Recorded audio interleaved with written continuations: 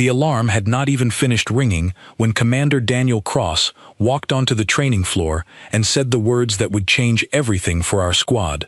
No mercy in training. I remember every detail of that moment, because I am not human. My name is Vexthal, and I come from a world where the sky is always calm and the ground never tries to kill you.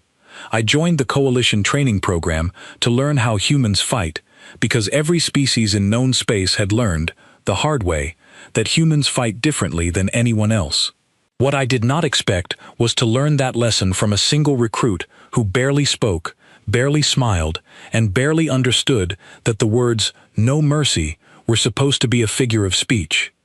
Her name was Kira Voss.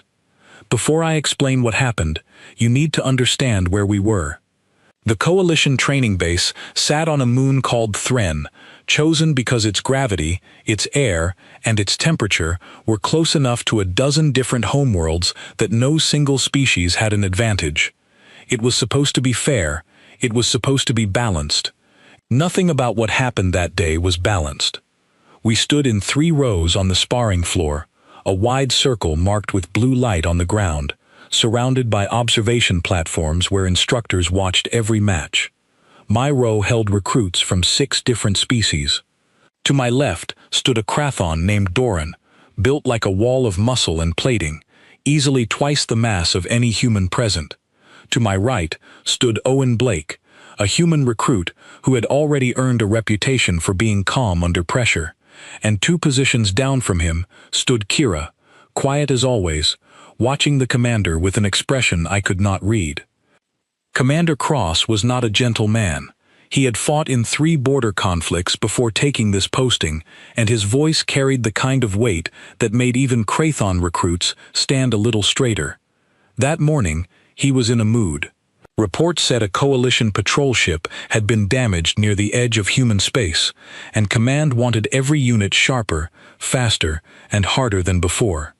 He walked the line, stopped in the center, and raised his voice. Today we are done with the soft version of training. I have watched you all hold back. I have watched you tap out of holds you could have escaped.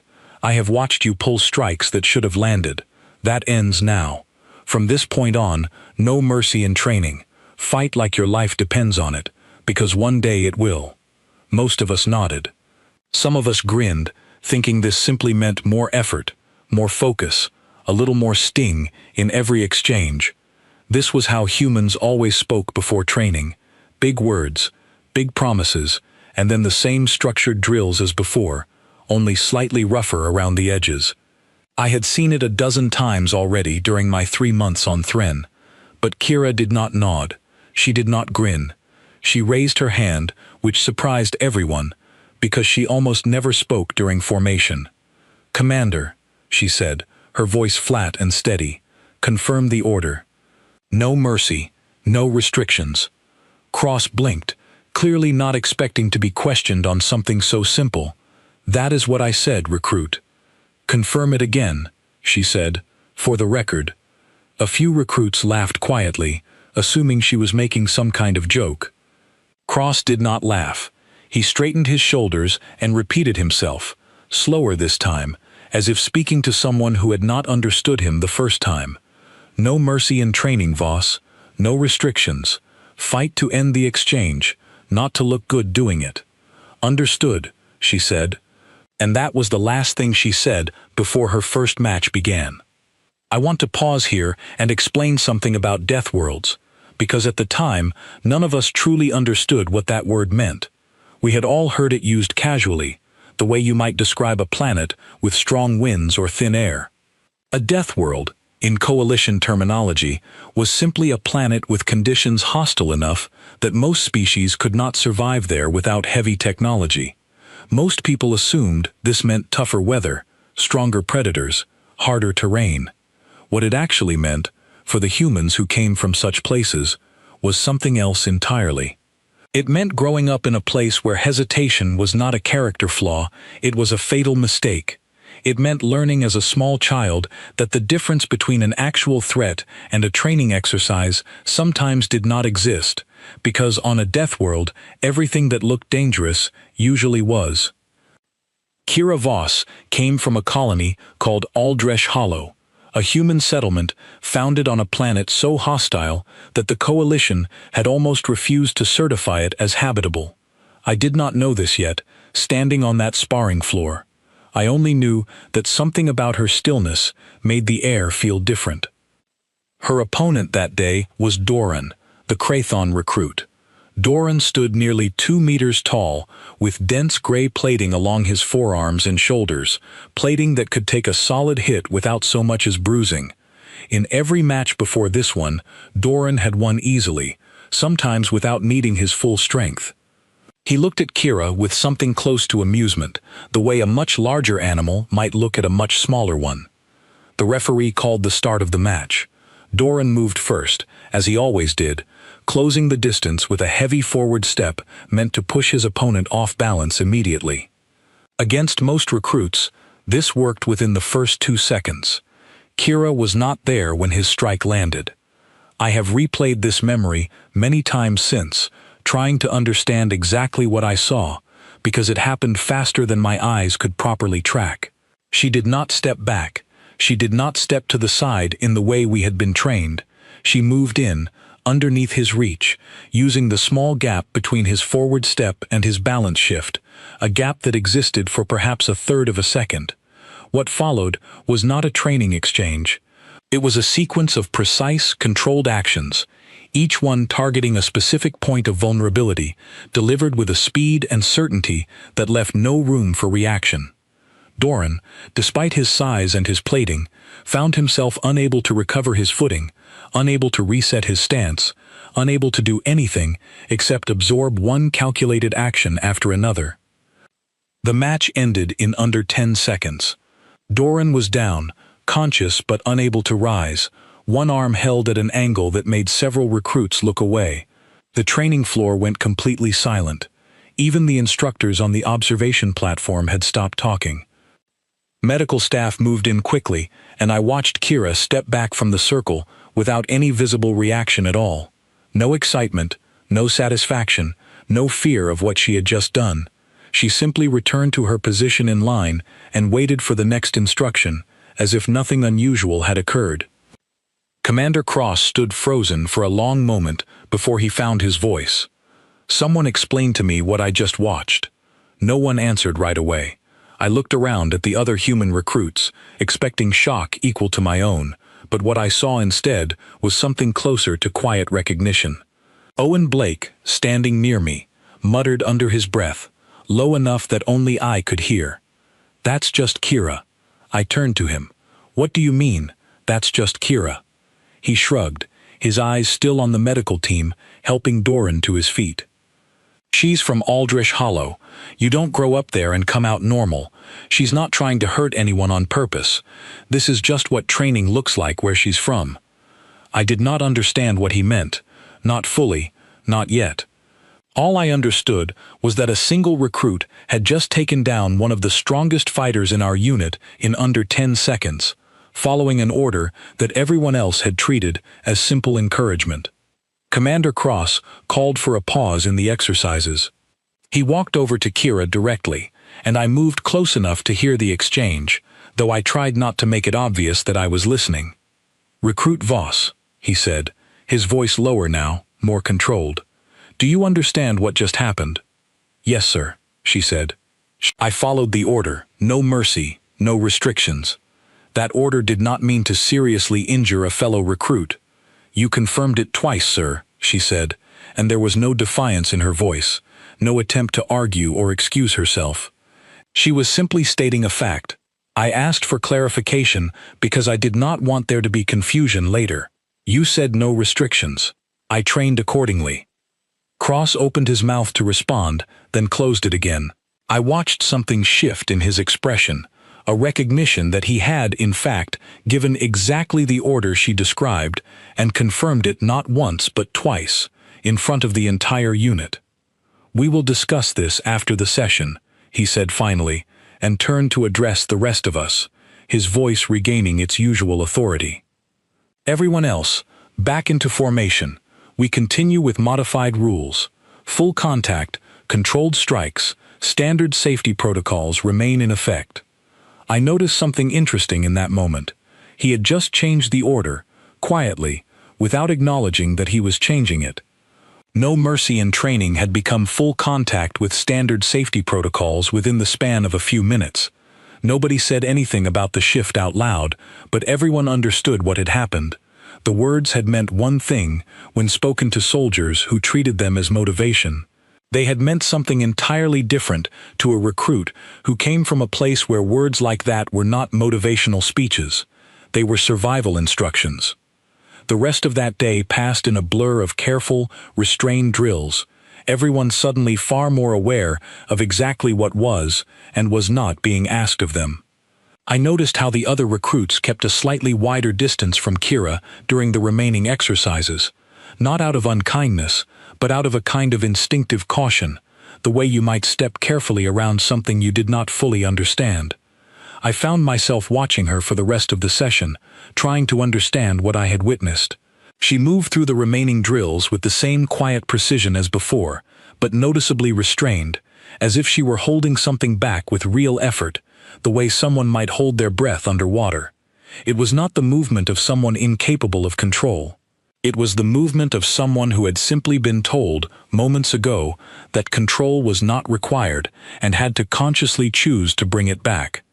By the end of the session, Doran had been cleared by medical staff, his injury manageable and already being treated, though he would need several days before returning to full training.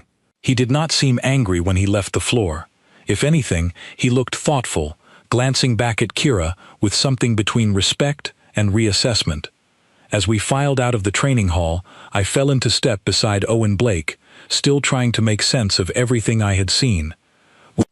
"You said she is from a Deathworld," I said. "I have read about Deathworlds. I did not think the difference would be like this." Owen glanced at me, and for the first time since I had known him, he looked almost hesitant to answer. "It's not really something you can explain with numbers on a data file," he said. "Deathworld doesn't just mean dangerous. It means the danger never stops long enough for you to relax. Kira grew up somewhere like that. I don't know the details. Nobody really does. She doesn't talk about it much. But I know enough to say this. When someone like her hears an order like no mercy, she's not hearing a pep talk, she's hearing instructions." I thought about that for a long time after we left the training hall. I thought about the way Commander Cross had confirmed his own order twice, without understanding what he was authorizing. I thought about the quiet, careful way Kira had returned to formation after the match, as if what she had done was simply routine, simply expected, simply what training was supposed to look like. I did not know it yet, but this was only the beginning. The true consequences of that single order were still ahead of us, and they would reshape how our entire unit understood training, discipline, and the woman who had taken a simple command and followed it exactly as it was spoken. That night, lying in the recruit quarters, I found myself staring at the ceiling, replaying the match over and over in my mind. 10 seconds. That was all it had taken. 10 seconds to turn one of the strongest fighters on Thren into someone who needed medical attention, and to turn a routine training order into something the entire base would be talking about for days. I did not know yet whether to be afraid of Kira Voss, or simply to be grateful that she was on our side. The next morning, the training hall felt different before anyone even arrived. I noticed it the moment I stepped through the door, a kind of tension in the air that had not existed the day before. Word had spread fast across the base overnight. By the time our unit gathered for formation, recruits from other squads were already gathering near the observation platforms, pretending to check equipment while clearly waiting to see what would happen next. Commander Cross arrived exactly on time, his expression unreadable. He did not mention the previous day's events directly, but I noticed he chose his words with far more care than usual. "Today we continue combat conditioning," he said. "Full contact, controlled strikes, standard safety protocols in effect. I want clean technique, not unnecessary force." I glanced sideways at Owen Blake, who gave me a small nod, as if to confirm what I already suspected. The commander was speaking carefully now, choosing his language the way someone chooses their steps on unstable ground. He had learned, in the space of one match, that words meant something very specific when Kira Voss was listening. Kira herself stood in formation, exactly where she always stood, calm, quiet, giving no indication that she understood the shift in atmosphere around her. If she noticed the extra attention from other squads, she did not show it. The first several matches of the day passed without incident. Recruits sparred, instructors called corrections, and the usual rhythm of training returned, though everyone seemed to be moving with slightly more caution than before, as if the entire hall had collectively decided to take the rules more seriously. Then Kira was called for her second match. Her opponent this time was a recruit named Marcus Doyle, a broad-shouldered young man from a farming settlement on one of the outer colonies. Marcus had a reputation as a steady, dependable fighter, not flashy, not exceptional, but solid and consistent. He had sparred against dozens of recruits without ever losing his composure. Before the match began, I saw him glance toward Kira with a look of genuine unease, though he tried to hide it behind a confident smile. Standard rules, the referee reminded them both. Controlled strikes only. Kira nodded once. Marcus nodded as well, visibly relaxing slightly at the reminder. The match began, and this time it looked almost normal. Kira moved with clear restraint, blocking, redirecting, using controlled pressure rather than the decisive force she had shown the day before. For the first time since I had arrived on Thren, I saw her fight in a way that resembled everyone else, careful, measured, respectful of her opponent's safety.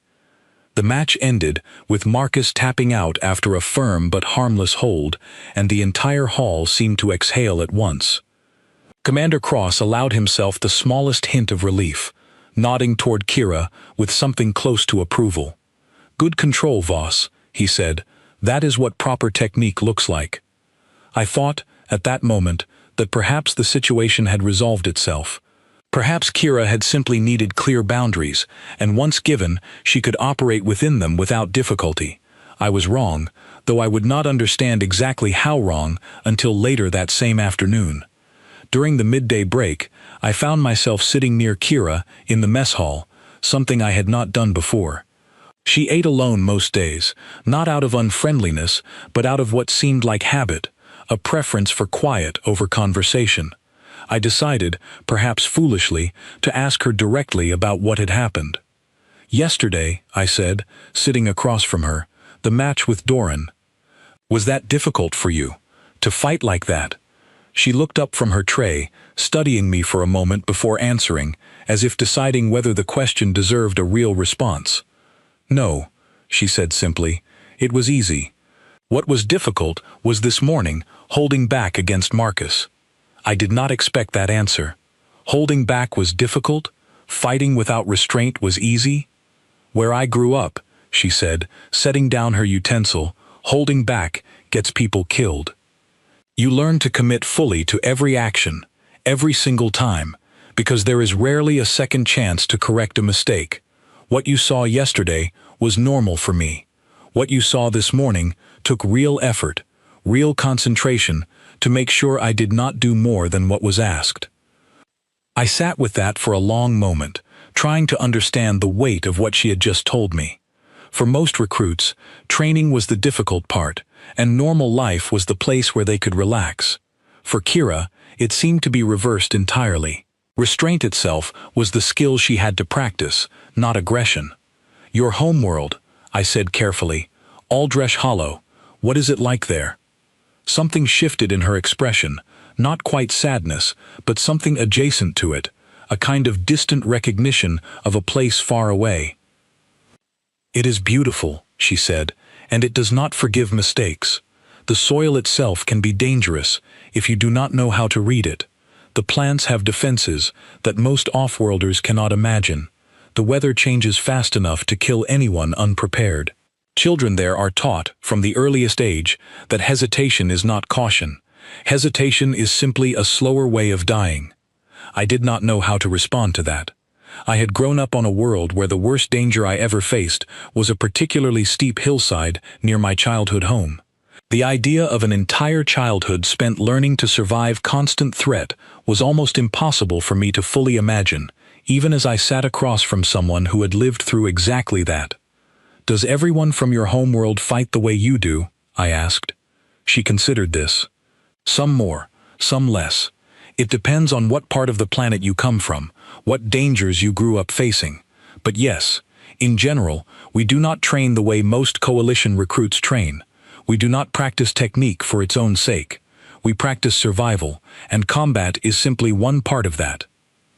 Our conversation was interrupted by the call to return to the training floor for the afternoon session, and I found myself thinking about her words throughout the rest of the day, turning them over in my mind, trying to reconcile the calm, careful woman sitting across from me with the recruit who had ended a match in 10 seconds the day before.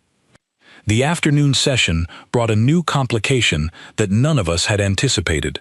Commander Cross announced a squad exercise, a scenario designed to simulate a defensive engagement, where recruits would be divided into 2 teams and required to work together under time pressure. The stated goal was cooperation, not individual combat, a chance for recruits to practice coordination rather than one-on-one sparring. Kira was placed on a team with 3 other recruits, including a Zenari named Ilvash, someone from my own species, and 2 humans, Grace Bennett and Ethan Price. The opposing team included Owen Blake, Doran, now recovered enough to participate in light activity, and 2 others. The scenario called for one team to defend a marked position, while the other attempted to breach it within a set time limit, using padded equipment and controlled contact rules. It was meant to be a straightforward exercise in tactics and teamwork. From the very first moment, I could see Kira operating differently than everyone else on her team.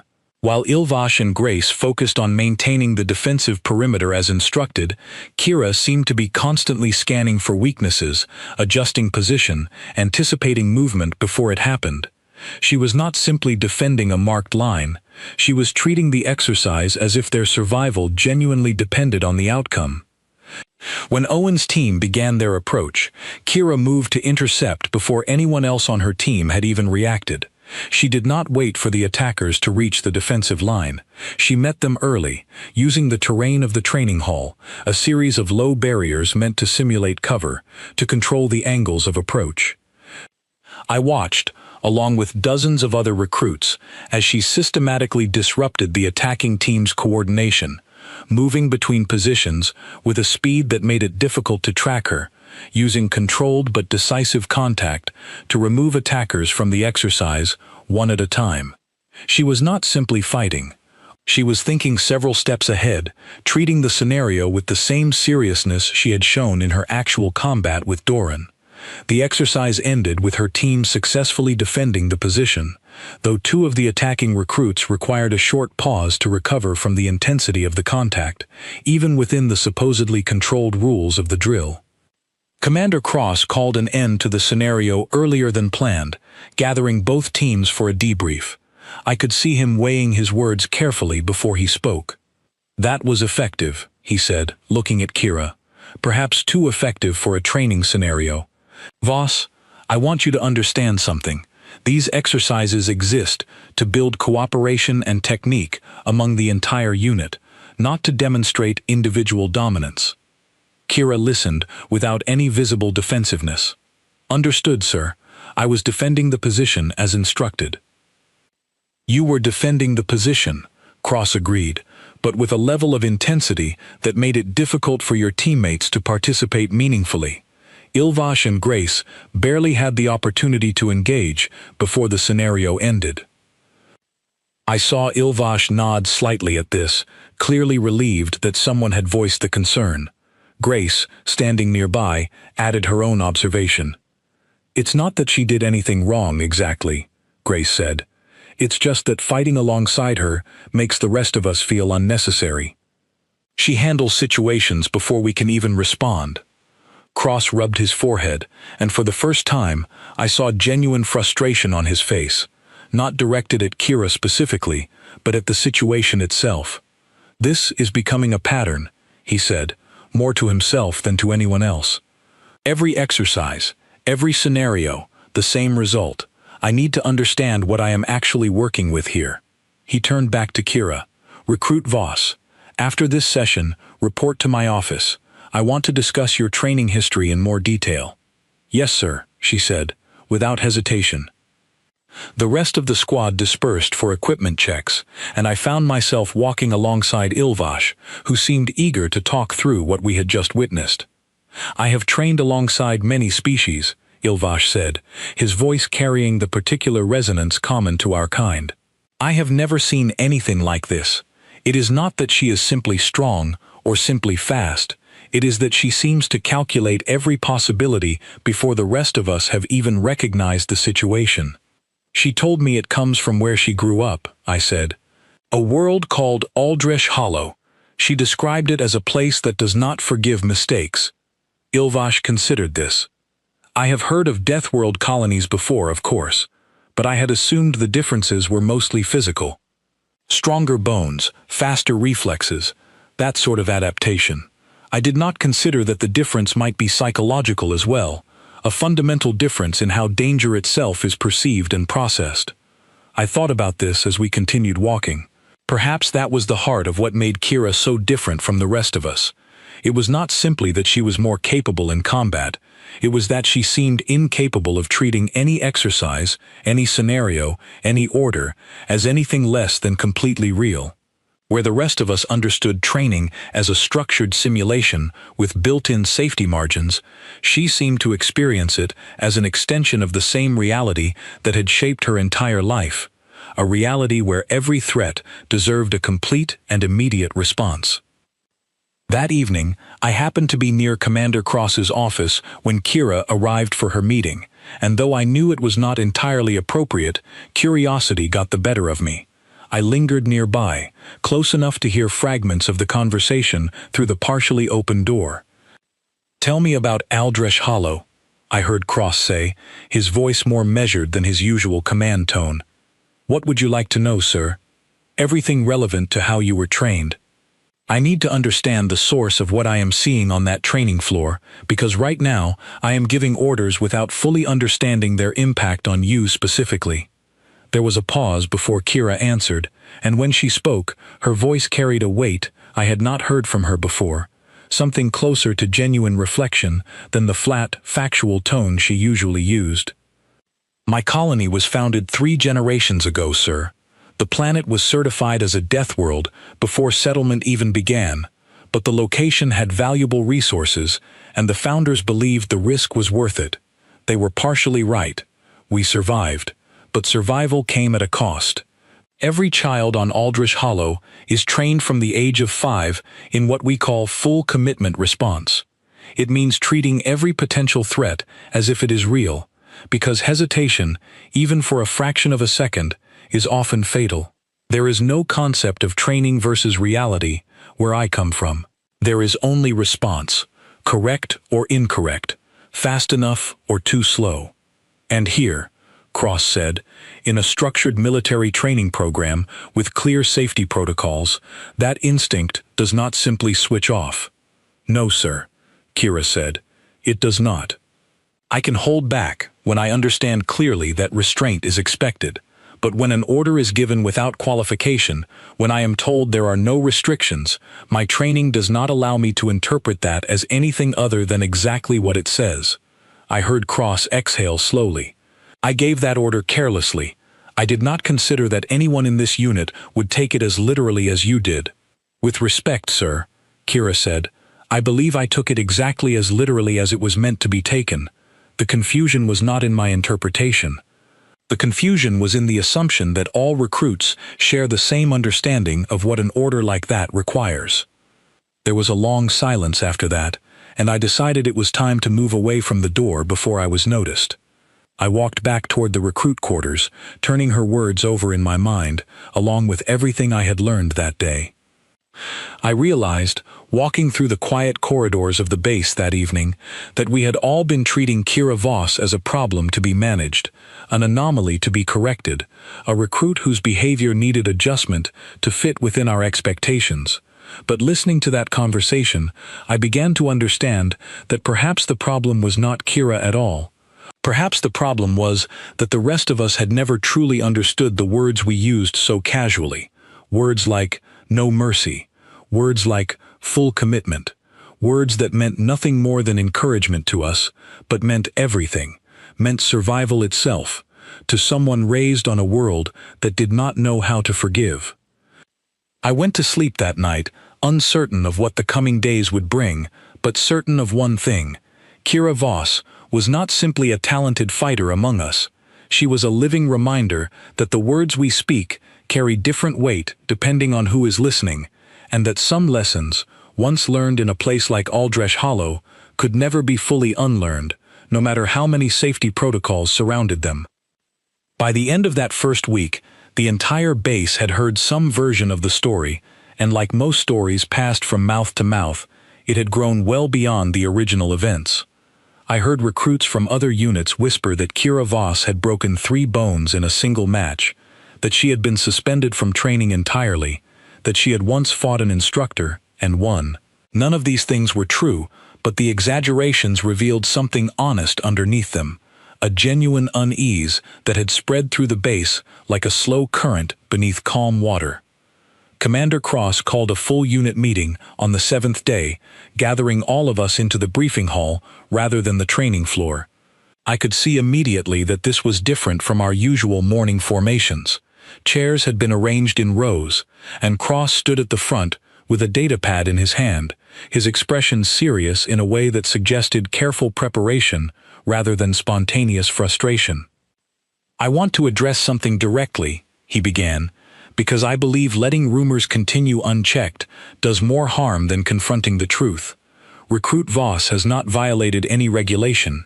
She has not been disciplined, and she will not be, because in every instance she followed the orders given to her exactly as they were stated."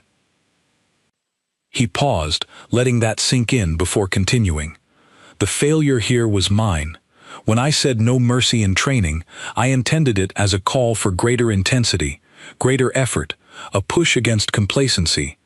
I did not consider that among the recruits standing before me was someone raised in conditions where those words carry a very different, very literal meaning.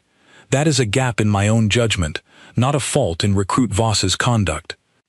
I watched several recruits exchange glances at this, clearly surprised to hear a commander take responsibility so directly in front of the entire unit. Cross was known for many things, but public acknowledgement of his own mistakes was not usually one of them. "Going forward," he continued, "all orders given during training will include explicit parameters. When I say controlled contact, I mean controlled contact.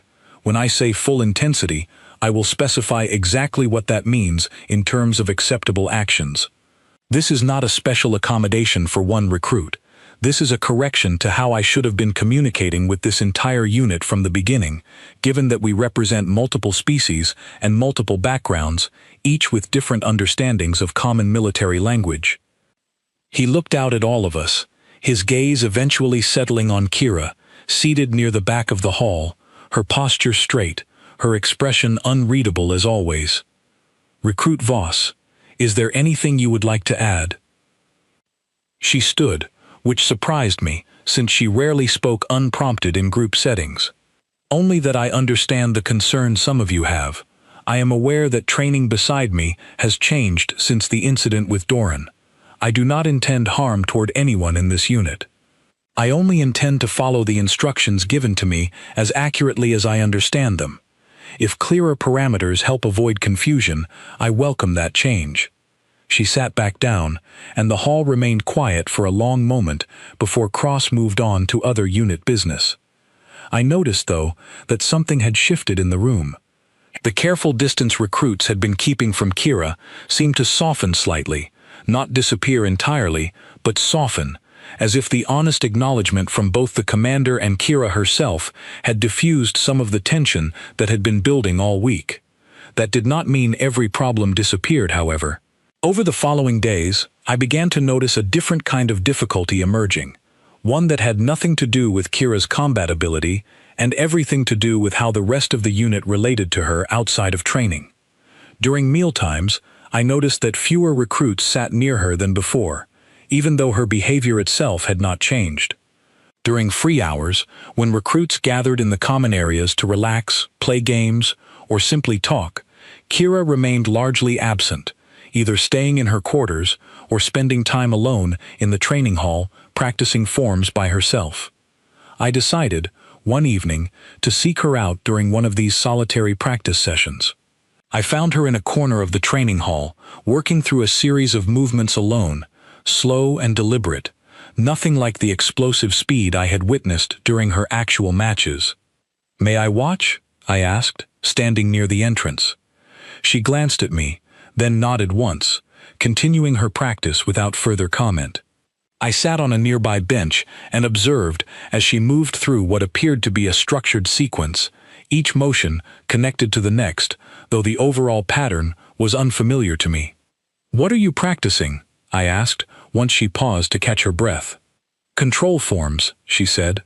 "From home, they are meant to slow the body down, to teach patience and precision rather than speed and commitment. We practice them specifically to develop restraint, since restraint does not come naturally to most people raised on Aldresh Hollow. Does it help? Here, in this environment?" She considered the question seriously before answering. "Somewhat. It is difficult to unlearn instincts that were built for survival. But I recognize that here, among people who did not grow up the way I did, my instincts can cause problems that were never intended. I am trying to find a way to keep what makes me effective without making everyone around me uncomfortable." I found myself genuinely moved by this admission. She was not simply following orders blindly, as some in the unit had begun to assume. She was actively working, on her own time, without anyone requiring her to do so, to bridge the gap between who she had been raised to be and who her current environment needed her to become. "Why do you spend so much time alone?" I asked. "The others would likely welcome you if you spent more time with them outside of training." She lowered her gaze slightly, and for the first time since I had known her, I saw something that resembled genuine vulnerability cross her expression. "I do not want to make anyone uncomfortable," she said quietly. "I have seen the way they look at me, the way conversations pause when I enter a room. I understand it. I do not blame them for it, but it is easier, for everyone, if I simply keep to myself outside of required activities." I did not have an immediate response to that, but something in her words stayed with me long after our conversation ended.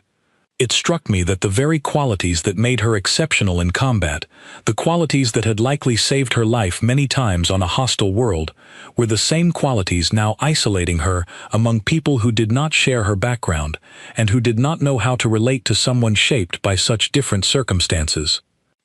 The following week brought a new development that changed the trajectory of everything happening within our unit.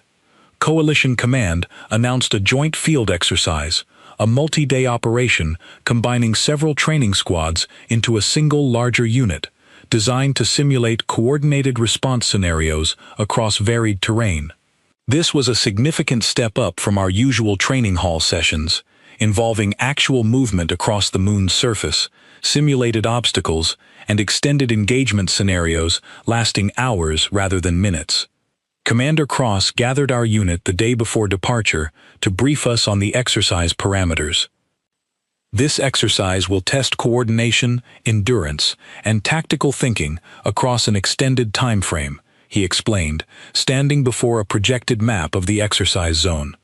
"Unlike our previous sessions, this will involve multiple squads working both independently and together, responding to scenarios that will unfold over the course of 2 full days." He went through the specific rules of engagement carefully, more carefully than I had seen him explain anything before, clearly mindful of the lessons learned from the previous weeks. Every parameter was defined explicitly. Contact levels were specified for each phase of the exercise.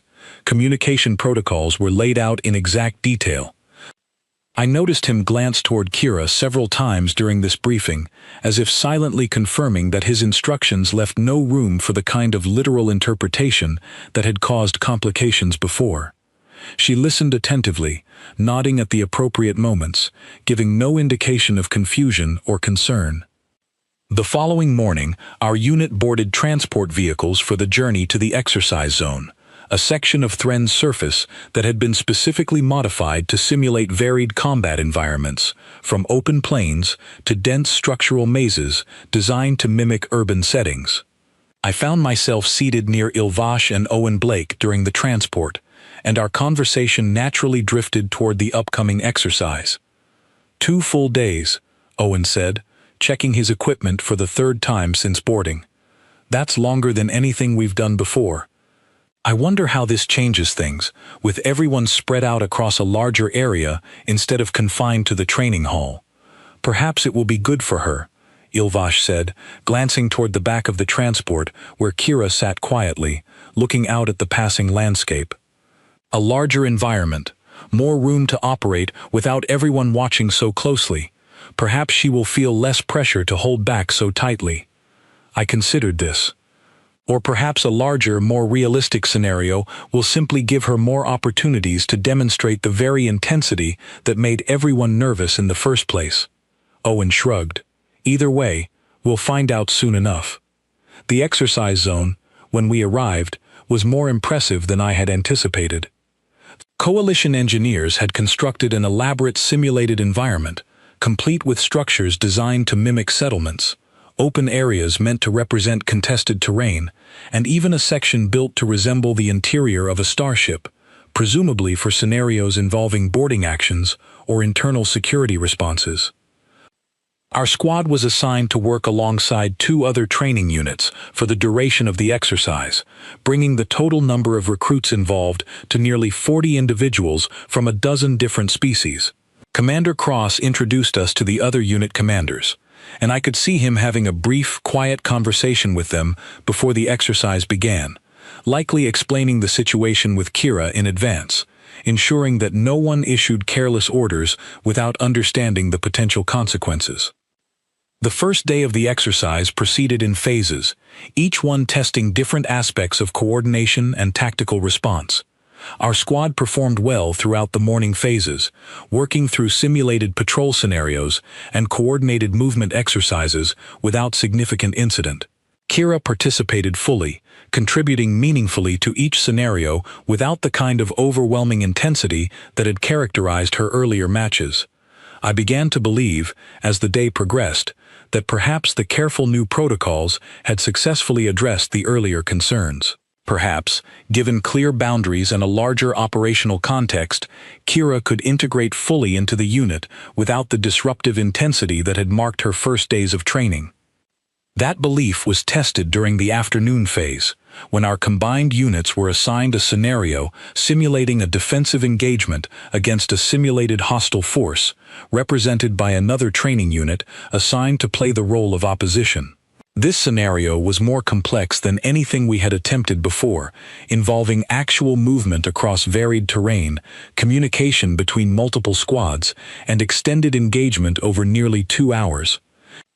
Commander Cross had briefed us extensively on the rules, emphasizing repeatedly that this remained a training exercise, that all contact would be simulated using training equipment designed to register hits without causing genuine harm, and that the goal was tactical learning, not individual dominance. Kira was assigned to a forward position alongside myself and 3 other recruits, tasked with monitoring one flank of our defensive perimeter while other elements of our combined force managed the remaining approaches. For the first hour of the exercise, everything proceeded according to expectation. We received simulated contact reports, adjusted our positions accordingly, and communicated regularly with command elements coordinating the overall defense. Then, during the second hour, something shifted. Reports began coming in of the opposition force making unexpected progress along a sector we had not anticipated, moving faster and more aggressively than the scenario planning had predicted. Command elements began redirecting resources to respond, and the pace of the exercise accelerated rapidly. I watched Kira's demeanor change the moment the reports of unexpected opposition movement came through our communication channels. Something in her posture shifted, a subtle tightening, a shift in focus that I had come to recognize from our earlier conversations. She was no longer simply participating in a structured exercise. Something in the uncertainty of the moment, the genuine unpredictability of the opposition's movements, had triggered a different mode of engagement within her. "Command wants us to hold this position and wait for reinforcement," one of our squad members relayed over comms. Kira's response was immediate. "Holding position here creates a vulnerability if the opposition reaches the secondary access point before reinforcement arrives. We should advance to intercept." "Command said to hold," the other recruit repeated, uncertain. I could see Kira weighing this instruction against her own assessment of the tactical situation, and for a moment I feared we were about to witness another instance of literal interpretation overriding practical judgment. But then, to my surprise, she paused, visibly restraining herself, and simply repeated the concern through proper channels. Requesting clarification from command, she said into her communicator, "Current position vulnerable to secondary access point if opposition maintains current trajectory. Recommend authorization to adjust." The response came back quickly, an actual acknowledgement of her tactical assessment, and command authorized a modest repositioning to cover the vulnerability she had identified. I watched, somewhat relieved, as she executed this adjustment through proper coordination rather than unilateral action, working with the rest of our small team to establish the new position efficiently. This, I realized, represented genuine progress. She had recognized a legitimate tactical concern, communicated it appropriately, and waited for authorization rather than acting purely on her own instinct. It was a small moment, easily overlooked amid the larger chaos of the exercise, but it struck me as significant, evidence that the careful, deliberate practice she had been doing alone in the training hall, the control forms meant to build patience and restraint, were beginning to bear fruit. The exercise continued for another hour before the scenario concluded, and our overall combined force performed well, successfully defending the assigned position while adapting to the unexpected movements of the opposition force. During the debrief that evening, Commander Cross specifically praised the tactical adjustment our small team had made. "That repositioning saved us significant complications," he said, addressing our team directly. "Good tactical thinking and good communication in requesting authorization rather than acting independently." I saw Kira accept this praise with the same quiet composure she brought to everything, but I also noticed something else, a small, almost imperceptible shift in her posture, something that might have been genuine relief, or perhaps even quiet pride, difficult to identify given how rarely she showed such things. That night, as our unit set up temporary camp within the exercise zone for the remainder of the two-day operation, I found myself sitting near a small gathering of recruits from different squads, sharing rations and discussing the day's events. To my surprise, Kira joined this gathering, sitting slightly apart from the main group but close enough to be considered part of it, the first time I had seen her voluntarily join a social setting since I had known her. Owen Blake noticed this as well, and made a point of including her directly in the conversation. "That call you made today, about the secondary access point, how did you see that coming before command did?" Kira considered the question before answering. "Where I am from, you learn to read terrain instinctively, to recognize points of vulnerability before they become active threats. It is not something unique to me. It is simply how I was trained to observe an environment." "Must be strange," Owen said, "coming from a place like that, and then training here, where everything is so structured, so careful." "It is an adjustment," Kira agreed. "But I am learning. I recognize that the instincts which kept me alive on Aldrich Hollow are not always appropriate here, and I am trying to find the balance between what makes me effective and what makes me someone others can work alongside without fear." I saw several recruits exchange glances at this admission, and something in the group's dynamic shifted subtly, a recognition, perhaps, that the woman they had spent the past 2 weeks treating with cautious distance was, in fact, working hard, in her own quiet way, to bridge exactly the gap they had all been worried about. As the conversation continued into the evening, covering everything from home planets to favorite foods to shared frustrations about specific training exercises, I found myself reflecting on how far we had come since that first day, when a single order, spoken carelessly and confirmed without full understanding, had nearly torn our unit apart before it had even properly formed. We still had one more day of the field exercise ahead of us, and none of us yet knew that the true test of everything we had learned, everything Kira had been practicing, everything Commander Cross had been trying to correct, still lay ahead, in circumstances none of us could have predicted, where the careful lines between training and reality would disappear entirely, and where the very instincts that had once seemed so alarming would become the only thing standing between our unit and genuine disaster. Morning arrived on the second day of the field exercise with a thin layer of mist covering the simulated terrain, and I woke to the sound of our unit preparing for the day's remaining scenarios. I found Kira, already awake, sitting near the edge of our temporary camp, watching the mist settle over the distant structures built to resemble a small settlement, the location of that day's planned exercises. "You are up early," I said, sitting down near her. "I never slept much, even at home," she said. "Aldrich Hollow does not have quiet nights. You learn to stay alert, even during rest, because rest is when threats often find you unprepared. Do you still feel that way here, even though Thren is safe?" She considered the question. "Less than before, but old habits take time to fade. I am working on it." I found myself genuinely curious about her life before the Coalition, and given the openness she had shown the previous evening, I decided to ask more directly than I had before. "What made you decide to leave Aldrich Hollow, to join the Coalition military?" She was quiet for a long moment before answering. "My colony has a tradition. Once every few years, a small number of young adults are selected to represent our world within the wider Coalition, both to bring honor to our settlement and to learn skills that might eventually help improve conditions at home. I was selected 3 years ago.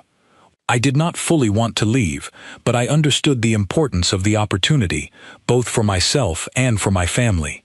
"Do you miss it, despite everything you have described about how dangerous it is?" "Every day," she said simply. "It is my home. Danger does not make something less like home. It simply makes home something you understand differently than people who grew up somewhere safe." I did not have an immediate response to that, and we sat together in comfortable silence for a while, watching the mist slowly burn away under the rising light of Thren's distant sun, until the rest of our unit began stirring and preparing for the day's activities. Commander Cross gathered all participating units for a final briefing before the day's exercises began, outlining a more complex scenario than anything we had attempted the previous day, involving simulated civilian evacuation procedures combined with defensive tactics, meant to test our ability to protect non-combatants while managing tactical threats simultaneously. "Today's exercise will be the most demanding scenario of this training cycle," Cross explained, standing before the assembled recruits. "You will be divided into response teams, each responsible for managing a simulated settlement sector during a staged crisis event. Your objectives include protecting simulated civilian personnel, played by support staff, while responding to opposition forces attempting to disrupt the evacuation process." He went through the specific parameters carefully, as had become his practice since the incident with Doran, ensuring every instruction left no room for ambiguous interpretation. I noticed him specifically address the protection of civilian personnel with particular emphasis. "Under no circumstances," he said, "will contact be initiated against personnel identified as civilians during this exercise, regardless of their actions or apparent behavior. Your role is protection, not engagement with anyone marked as non-combatant." He looked toward Kira as he said this, and she nodded once, her expression as composed and attentive as ever. Our unit was assigned to manage a sector designated as a residential zone within the simulated settlement, tasked with coordinating the safe movement of civilian personnel toward a designated evacuation point while responding to opposition forces attempting to prevent this movement. I found myself grouped again with Kira, along with Ilvash, Owen Blake, and Grace Bennett, the same general team configuration that had worked well during the previous day's exercise. The scenario began with our team receiving reports of civilian personnel scattered throughout our assigned sector, requiring careful coordination to guide them safely toward the evacuation point while monitoring for opposition activity. This proved to be a genuinely complex challenge, requiring us to balance the competing demands of protection, communication, and tactical awareness. For the first hour, everything proceeded smoothly. We located civilian personnel systematically, guided them toward the evacuation route, and maintained awareness of the broader tactical situation through regular communication with command elements. Kira performed admirably throughout this phase, demonstrating the same careful restraint and thoughtful communication she had shown the previous day. Then, during the second hour, the scenario introduced a complication that none of us had anticipated. Reports came through that opposition forces had managed to infiltrate our sector, disguised among the civilian personnel, requiring us to identify genuine threats while continuing to protect actual non-combatants, a distinction that proved considerably more difficult than the straightforward scenarios we had practiced before. I watched Kira's focus intensify as this complication emerged, her attention sharpening in a way that reminded me of her demeanor before the match with Doran. But this time, rather than acting on instinct alone, she paused, visibly working through the problem with the same deliberate control I had witnessed the previous evening. "We need a reliable method to distinguish genuine threats from civilian personnel before initiating any response," she said to our small team, her voice steady and measured. "Acting on assumption risks harming actual non-combatants, which violates the explicit parameters of this exercise." "Command is asking for status updates," Owen said, checking his communicator. "They want to know if we have identified the infiltrators yet." "Not with certainty," Kira replied. "I have observed behavioral inconsistencies among several individuals in our sector, but inconsistency alone is not sufficient grounds for engagement, especially given explicit instructions regarding civilian protection." I found myself impressed by this response, recognizing how far she had come from the recruit who had ended a training match in 10 seconds only 2 weeks earlier. She was applying the same careful analytical thinking that had made her so formidable in combat, but channeling it now through patience and verification rather than immediate decisive action. We continued working through the scenario methodically, gathering information, communicating observations to command, and gradually narrowing down the likely infiltrators among the civilian personnel in our sector. This process took considerably longer than immediate action would have, but it reflected exactly the kind of careful, measured approach the exercise was designed to teach. Eventually, working together as a team, we identified 2 individuals among the civilian personnel whose behavior consistently deviated from expected patterns, individuals who appeared to be monitoring our movements and communication rather than genuinely seeking evacuation assistance. Kira relayed this assessment to command, requesting authorization before taking any action. "Command confirms your assessment," came the response over our communicator. "Those 2 individuals are indeed opposition infiltrators. You are authorized to engage using standard training contact protocols." Even now, with explicit authorization, I watched Kira approach the situation with measured restraint, using controlled training equipment to neutralize the simulated threats without any of the intensity that had characterized her earlier matches. The engagement concluded quickly and cleanly, without incident, and our team successfully completed the remainder of the evacuation scenario without further complication. During the debrief that followed this phase of the exercise, Commander Cross specifically highlighted our team's handling of the infiltration complication. "That was exactly the kind of careful, verified response this exercise was designed to encourage," he said, addressing our team directly. "Rather than acting on assumption or instinct alone, you gathered information, communicated with command, and confirmed your assessment before taking action. That is the standard I want to see across this entire unit going forward." I noticed him look specifically at Kira as he said this, and something in his expression suggested genuine satisfaction, perhaps even relief, at witnessing this kind of measured, verified decision-making from someone whose instincts, only weeks before, had seemed to bypass such careful consideration entirely. As the day's exercises continued, I found myself reflecting on the transformation I had witnessed over the preceding weeks. Kira had not become a different person, not fundamentally. The same sharp awareness, the same capacity for decisive action, the same deep well of combat capability shaped by her upbringing on Aldresh Hollow remained entirely intact within her.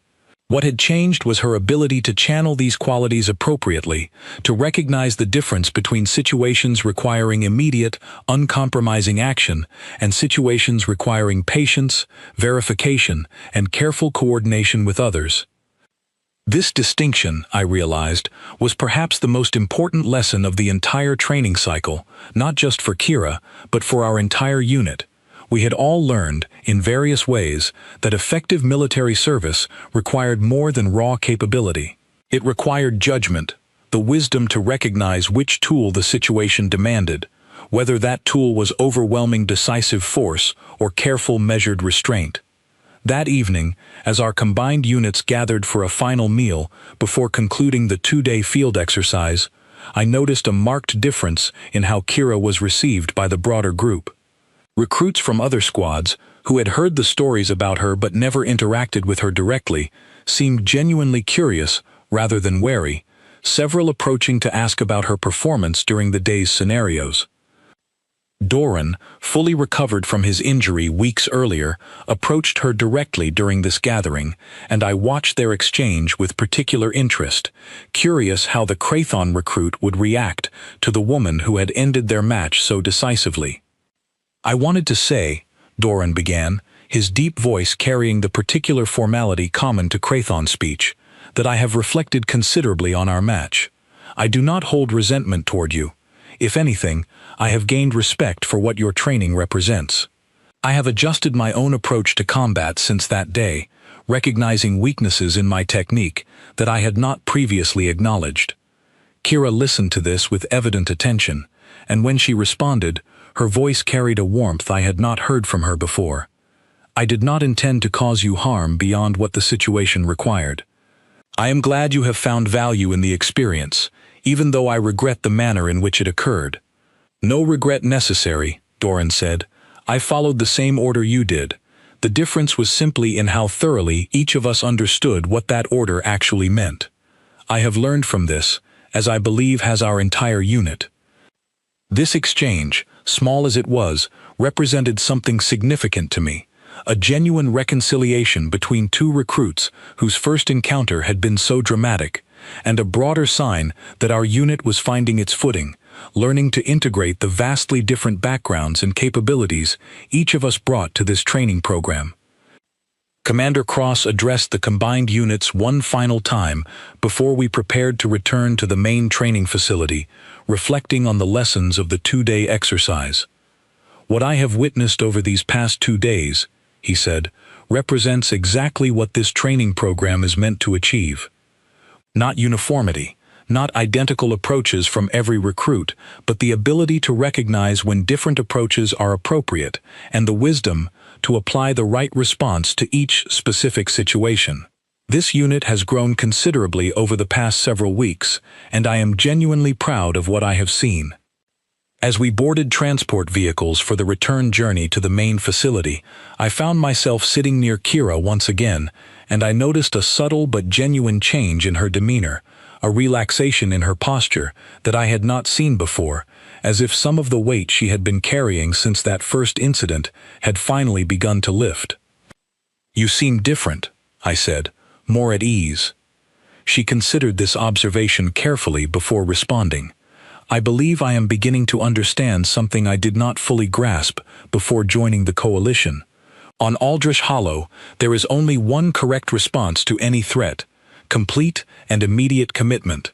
Here, I am learning that strength is not simply about the intensity of your response. It is about the wisdom to match your response to what each situation actually requires. I do not believe I have fully mastered this yet, but I believe I am learning." I smiled at this, genuinely pleased by the progress I had witnessed over the preceding weeks. I think this entire unit has learned something from watching you learn that lesson. She looked out the transport window at the passing landscape, and for the first time since I had known her, I saw something that might have been genuine contentment cross her expression. "Perhaps," she said quietly, "I hope that is true." None of us yet knew how soon that hard-won wisdom, that delicate balance between restraint and full commitment that Kira had worked so diligently to develop, would be tested in circumstances far more serious than any training exercise could simulate. The peaceful weeks of structured training on Thren were coming to an end, and what awaited our unit next would demand everything Kira had learned, along with everything that had made her who she was, long before she ever arrived at this coalition training facility. 3 weeks after the field exercise concluded, our unit received orders that changed everything.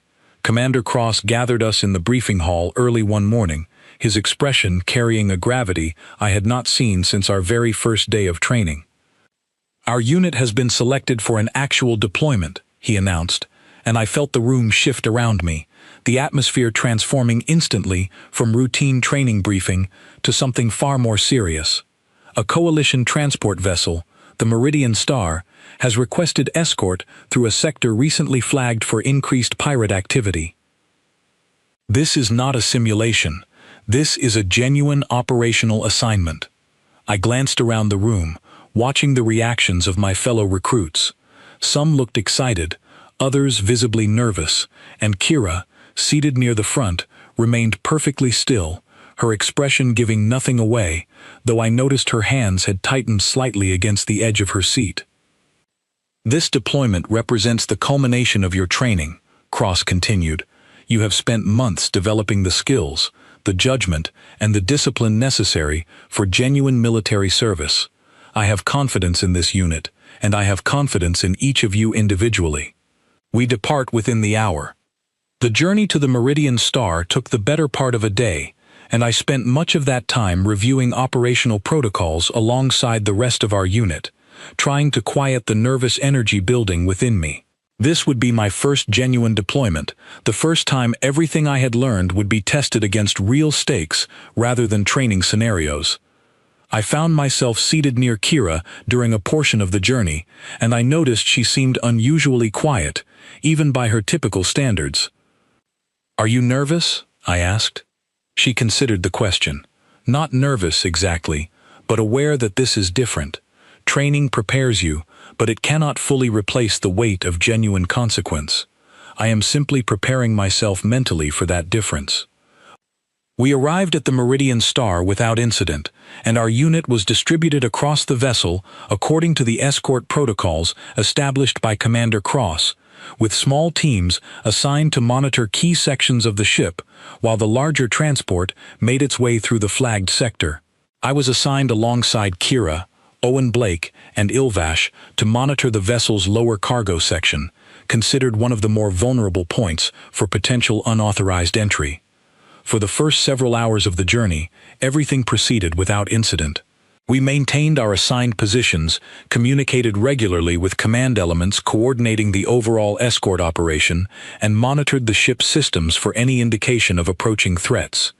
Then, during what should have been a routine shift change, alarms began sounding throughout the vessel. "Unauthorized vessel detected on approach vector," came the announcement over the ship's communication system.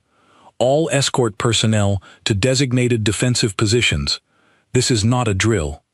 I felt my pulse quicken immediately, the reality of the situation settling over me with sudden weight. This was no longer a training exercise with carefully managed parameters and safety protocols. This was genuine danger, unpredictable and real. Our team moved quickly to secure the cargo section, taking up defensive positions near the primary access point, the most likely route for any unauthorized boarding attempt. I could hear Commander Cross's voice over our communicator, coordinating the broader defensive response across the vessel. "Unidentified vessel has made contact with the Meridian Star's hull near the secondary docking port," Cross reported. "All teams maintain defensive positions. We do not yet know the nature or intent of this contact. Minutes passed with agonizing slowness as we waited, weapons and training equipment replaced now with genuine defensive tools appropriate for actual operational deployment, our small team maintaining careful watch over the access point we had been assigned to protect. Then we heard it, a distant but unmistakable sound of forced entry, metal straining against metal, coming from somewhere further along the ship's lower sections. "They have breached the secondary docking port," came the report over our communicator, tension evident even through the filtered audio. "Unidentified hostile personnel confirmed aboard the Meridian Star. All teams, this is a genuine hostile engagement. Repeat, this is not a drill." I felt something shift in the air around our small team, a recognition settling over all of us that everything we had trained for was about to be tested in the most serious way possible.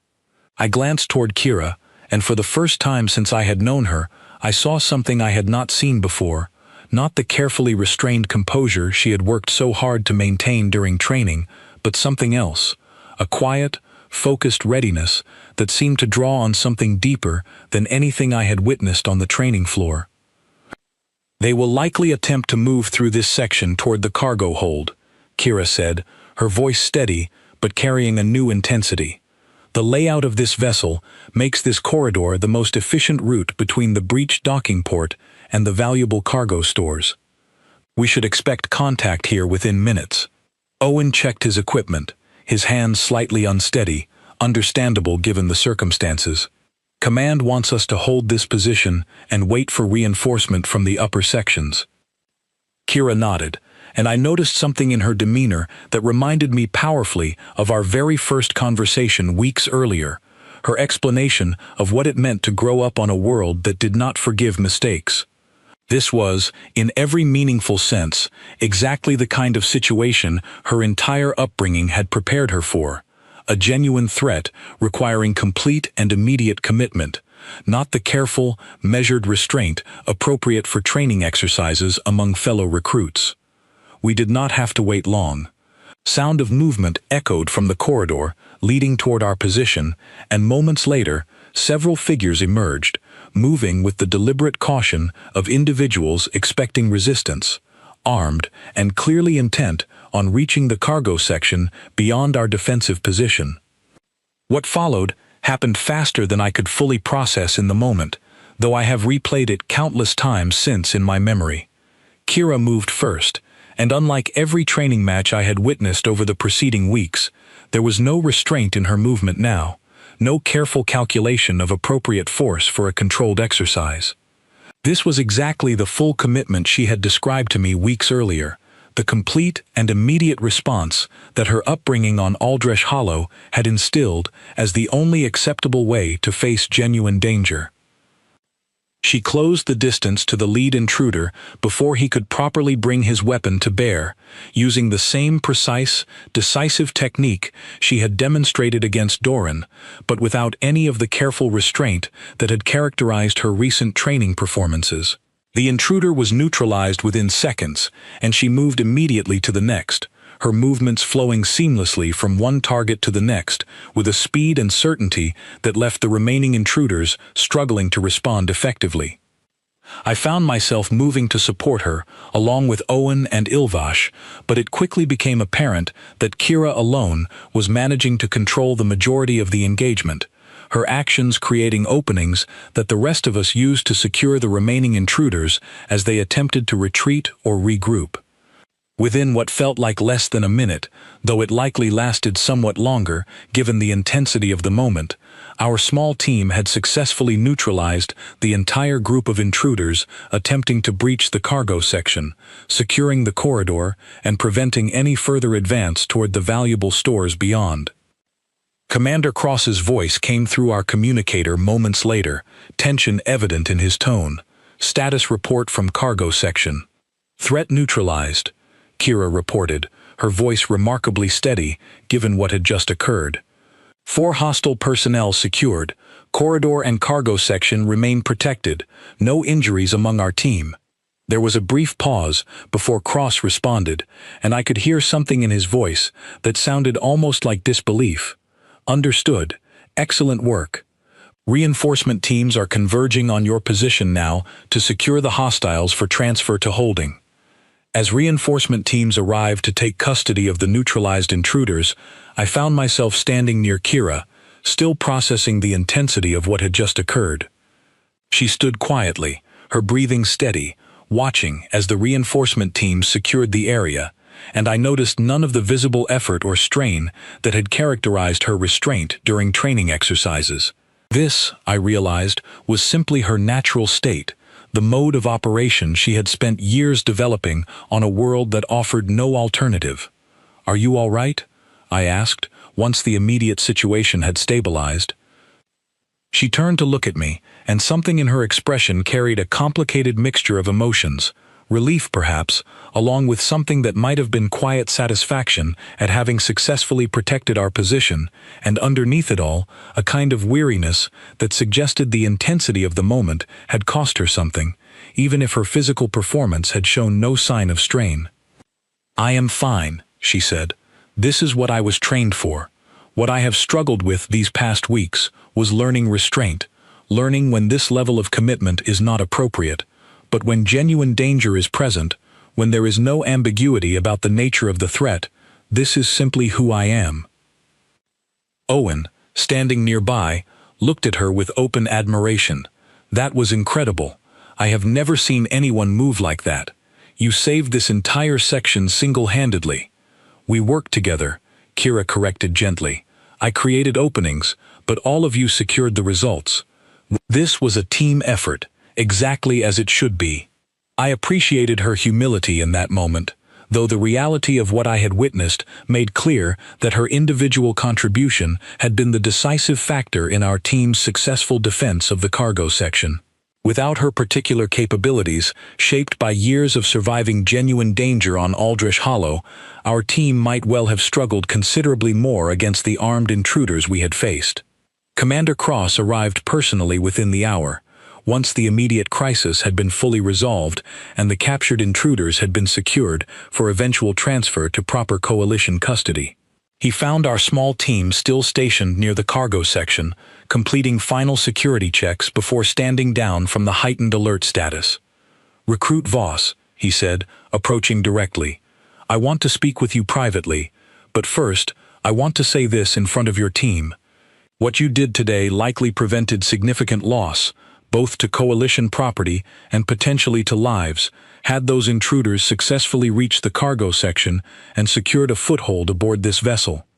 This was exactly the kind of decisive, appropriate response that a genuine crisis demands." "Thank you, sir," Kira said simply. Cross studied her for a moment longer before continuing. "I remember, weeks ago, giving a careless order on the training floor, an order that caused considerable disruption and required significant adjustment throughout this unit. I remember confirming that order twice, without understanding what I was truly authorizing. I want you to know that I do not regret those weeks of difficulty, because what I have witnessed today convinces me that everything this unit learned during that period, including the hard lessons about restraint and judgment that you personally worked so diligently to develop, prepared us for exactly this moment." He paused, glancing toward the rest of our small team before continuing. "You did not simply follow an order literally on that first day, Recruit Voss.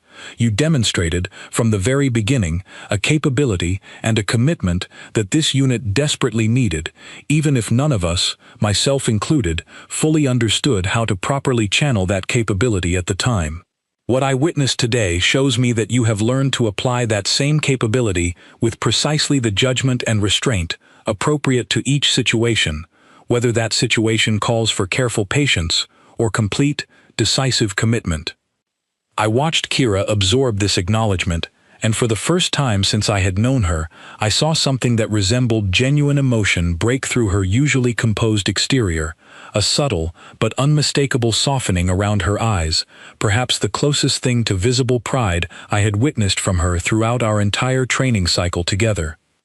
"Thank you, sir," she said again, and this time her voice carried a warmth that had been absent from her earlier response. "I have worked hard to understand what this unit needed from me, and to become someone capable of providing that. whether the situation called for restraint or for exactly what happened today.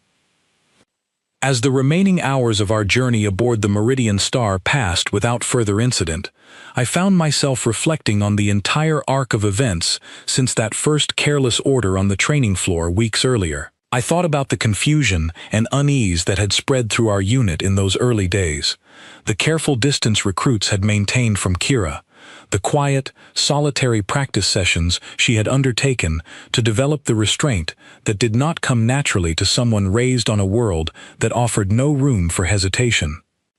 I thought about Commander Cross's growing understanding of the responsibility that came with commanding recruits from such varied backgrounds, the recognition that words carrying simple encouragement for some carried genuine, literal weight for others. I thought about Doran's gracious acceptance of what had happened between them, and the mutual respect that had eventually developed from what began as a jarring, difficult encounter.